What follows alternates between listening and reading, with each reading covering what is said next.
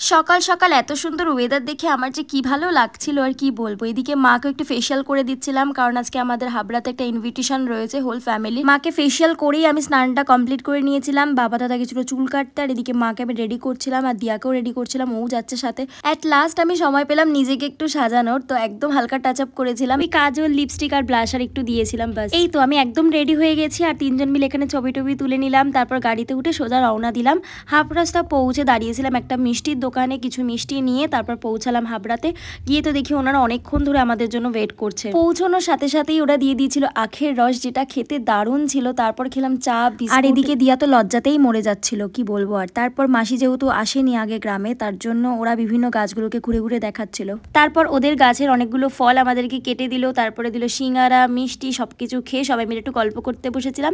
গল্প করতে করতে অনেকটা রাত হয়ে যায়। এদিকে আমাদেরকে বাড়িতেও ফিরতে হতো, তাই তাড়াতাড়ি ডিনার কমপ্লিট করে নিলাম। আর যখন আমরা ওখান থেকে বেরিয়েছি তখন বাজে রাত 12টা, আর আমরা বাড়িতে ঢুকি রাত 1:30টার সময়।